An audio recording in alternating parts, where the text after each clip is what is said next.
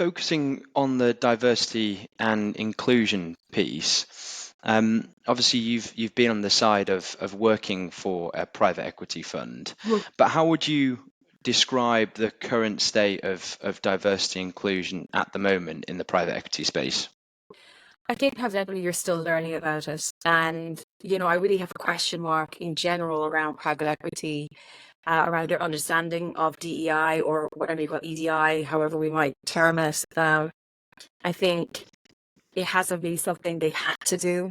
I think investors into private equity funds have said now, listen, we need to see your statistics. We need to see your thinking about it in the same way you're thinking about ESG and what are you doing about it. So I think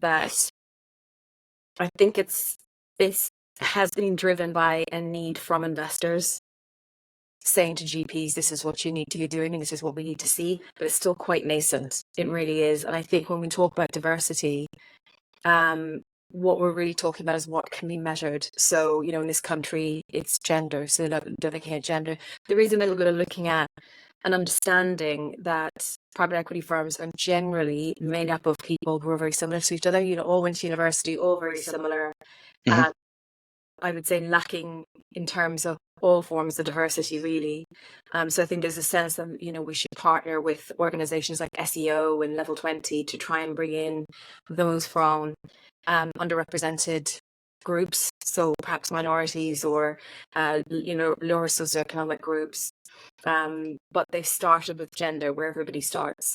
But I think myself, there's such a long way to go. There really is. And I just do wonder about them being bought into it. Are they really bought into it as private equity firms? Are they doing it because their investors are saying this is really what you need to be doing? You should really care about this. Definitely, definitely. And Elizabeth, what are the sort of specific challenges that you perceive, from a D&I perspective for private equity currently? So private equity firms, generally, regardless of how it looks from the outside, private equity investors are quite risk averse around people. So when they buy something, even though they do a lot of due diligence, you then try to mitigate the risk as much as you can until you sell it again.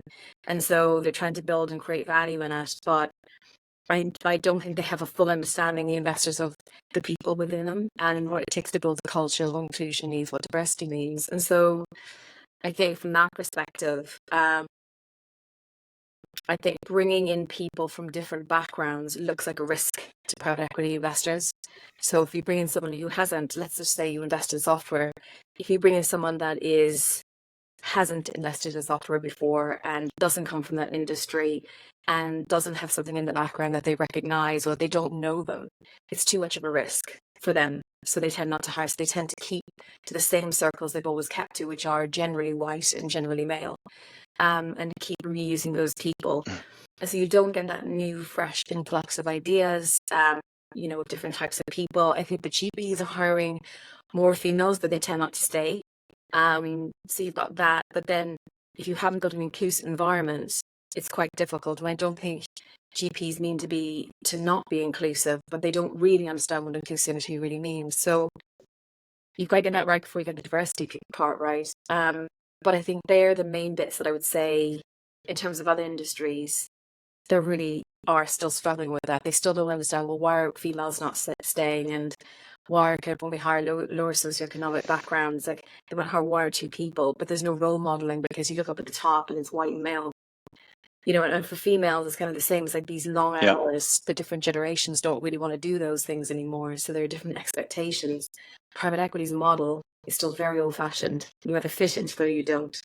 So despite some of the best efforts, that is quite a different challenge from other industries. Even banking, which, a lot of the people who start private equity probably come from banking. That's still a bit behind, but you still have more diverse and inclusive banks than you would have private equity firms. So I think they are unique to private equity in a way. They're just a bit further behind the other developed industries.